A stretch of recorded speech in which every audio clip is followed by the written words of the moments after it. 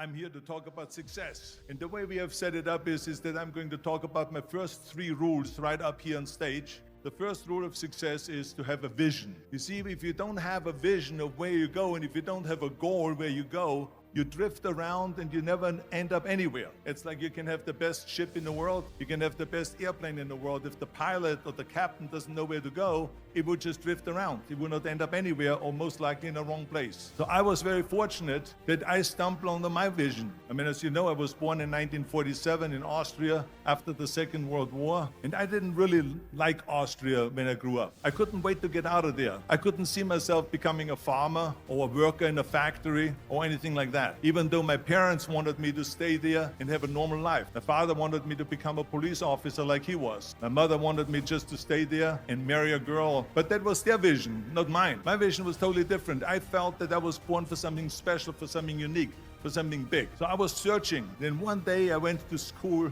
I remember I was 11 years old, and they showed a documentary about America. There they showed in this documentary the huge skyscrapers, the 6-lane freeways, the huge cars with the wings sticking out, and all of this stuff. And I said to myself, that's where I want to be. I don't want to be around here with these little farmhouses and these little buildings. I want to be in America. But now the question was just, how do you get to America? In those days, it was a very expensive trip. It's not like today. I was very fortunate that one day after school, I walked by a store in Graz, and it was the only store that really sold kind of American stuff. The one day they had jeans there and some barbells and some dumbbells and an exercise bench in the window. So I went inside and I looked around and I looked at this stuff, and then I saw a magazine. I saw a bodybuilding magazine that had Reg Park on the cover. Reg Park was then a 3-time Mr. Universe, and I saw him on the big screen as Hercules. And on the cover it said how Reg Park, Mr. Universe, became the Hercules star. So I looked at the cover and I said to myself, I got to get this magazine. So I bought the magazine, I took it home, and I read it over and over from the front page to the back. It had everything in there, how he trained, how he was working out in Leeds, and how he won Mr. Europe and Mr. Great Britain, and then eventually Mr. Universe, and how he won the second Mr. Universe and the third Mr. Universe, and how he was discovered to play the starring role in Hercules. I read that and I said to myself, wow, this is the blueprint for my life. This is exactly what I want to do. I want to become a bodybuilding champion. I want to get into movies, and I want to make millions of dollars and be rich and famous, just like Reg Park. You know how great it felt that I knew where I was going? Imagine the majority of people don't know where they're going. I knew where I was going, that I'm going to become this bodybuilding champion just like him. So it was just a question of how do you do it? I was so relieved,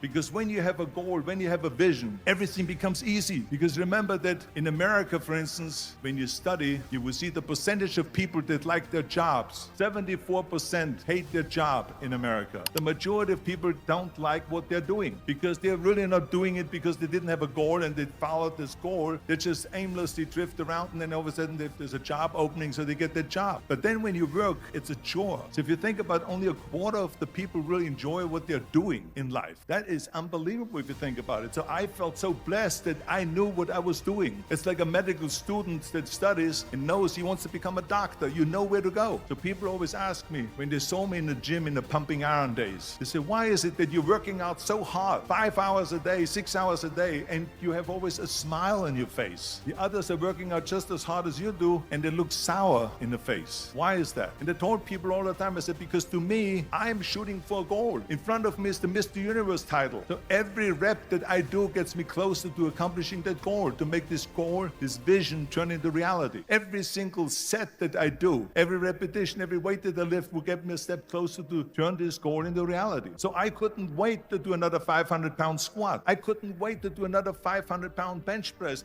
I couldn't wait to do another 2,000 reps of sit-ups. I couldn't wait for the next exercise. I felt so great knowing where I was going, and I tell you, it worked. I mean, think about it. And I was just not visualizing just my exercise, but I was really lifting the trophy over my head. With the age of 20, I went to London and I won the Mr. Universe contest as the youngest Mr. Universe ever. And it was because I had a goal. And this is no different than anything else, what I'm talking about. This is not just about bodybuilding. It was the same in acting. I remember when I was doing Conan the Barbarian, I was crawling on the rocks with a sword in my arm, crawling on all four. And of course, being that it's Conan, I didn't have clothes on or anything like that, right? So I was kind of, my knees were bare, my elbows were bare and everything else. I'm crawling on the rocks. So after 10 takes, my elbows were bleeding and my knees were bleeding. And the director came to me and he said, Arnold, I'm so sorry that you have to go through this, but we need one more take, a close-up of you crawling with the sword towards the camera. Can you handle one more take? And I said to him, I don't know what you're talking about. He says, I'm totally fine. He says, but you're bleeding. I said, because I don't feel it, because I can visualize what the scene will look like in a film. And I'm so excited about this scene. And the same thing is also in politics. I remember that in politics, I had a very clear vision that I will be the leader of California. That's as far as I could go because I was not born in America, so I could not run for president. So being the governor of the fifth largest state, of, I should say the largest state, the fifth largest economy in the world, was for me really the ultimate title, the ultimate accomplishment in politics. So even though people came up to me and says, why don't you go and run for something smaller? You're never gonna make it. I ran for governor, and then 2 months later I became governor of the state of California. Again, because I had a very clear vision what I'm gonna do with California. So let me tell you something, visualizing your goal and going after it makes it fun. You got to have a purpose no matter what you do in life. You got to have a purpose. Rule number 2 is don't listen to the naysayers. Everything I ever did, the thing that I heard out of people's mouth was, that's impossible. That can't be done. I remember when I wanted to be a bodybuilding champion, including my parents and everyone else around me said, this is impossible. You can't be a bodybuilding champion. That is exactly what I heard. And of course, I proved to the people that it can't be done. So whenever someone said to me, it can't be done, I heard it can be done. When they said no, I heard yes. And when they said it's impossible, I heard it is possible. I'm a strong believer of what Nelson Mandela said, that everything is always impossible until someone does it. Well, I'm going to be the one. I said to myself, I'm going to do it and I'm going to show it to them. Maybe it has never been done before. That's perfectly fine with me, but I'm going to do it. And I did not listen to the naysayers. It was all no, no, and it can't be done. It's impossible. And I remember then the same thing happened also when I'm in the show business. Can you imagine? I was now a bodybuilder. I weighed 250 pounds. I was Mr. Olympia 6 times. I was Mr. Universe 5 times and Mr. World and Mr. International. I won 13 world bodybuilding championships altogether. And now I said to the agent, the Hollywood agent, I want to get into movies. He said,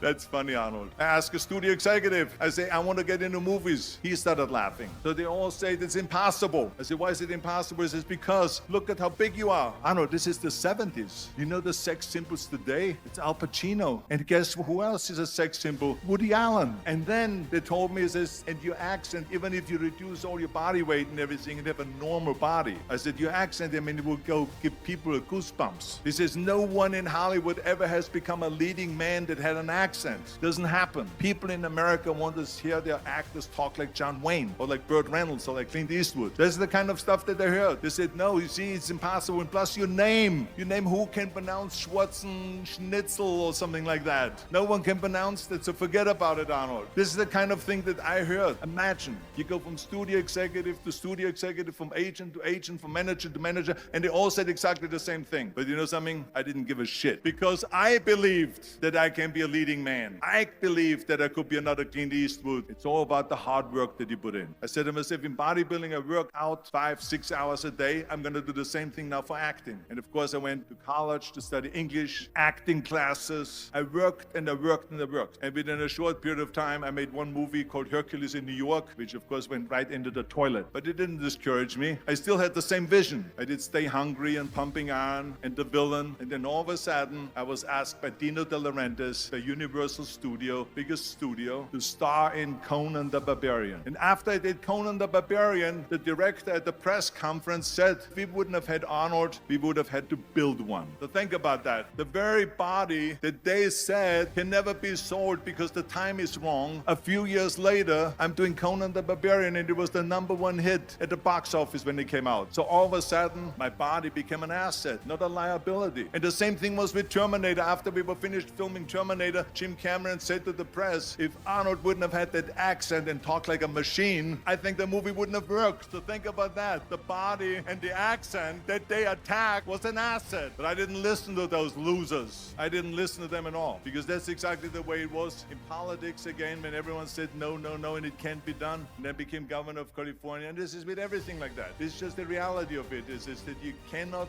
listen to the naysayers. So this is a very important lesson for all of you. So when someone says, no, this is a stupid idea, just say to yourself, fuck you, you're an asshole. What do you know? If I would have listened to the naysayers from bodybuilding to show business, politics, I would not be standing here today talking to you. I would be in Austria in the Alps yodeling. Third point that I'm gonna make to you is work your ass off. There is no magic pill. There is no magic out there. You cannot get around. You have to work and work and work. And it drives me crazy when people say they don't have enough time to go to the gym for 45 minutes a day and work out, or to do something for 45 minutes to an hour a day to improve. If it is physically improve or if it is mentally to improve. Imagine you read 1 hour a day about history. How much you will learn after 365 hours in 1 year. Think about if you study about the history of musicians, of composers, how much you would know. Imagine if you would work on a business, on some business that you want to develop every day for an hour. Imagine how further along you will go. So it drives me nuts because when people say we don't have the time, we have 24 hours a day. We sleep 6 hours a day, so that gives you still 18 hours. So there's someone shaking their head out here in front. They say probably, I don't sleep 6 hours, I sleep 8 hours, right? Or just sleep faster. So we have 18 hours a day. The average person works around 8 to 10 hours. So let's assume it's 10 hours. So we have 8 hours left. Then you travel around an hour a day, maybe 2 hours a day. So now you have still 6 hours left. So what do you do with these 6 hours? Then we eat a little bit, talk a little bit to people and all that stuff. But you can see how much time there is available if you organize your day. So you got to work hard. I mean, let me tell you something. When I went to America, I went to college, I went and worked out 5 hours a day, and I was working on construction because in those days in bodybuilding, there was no money.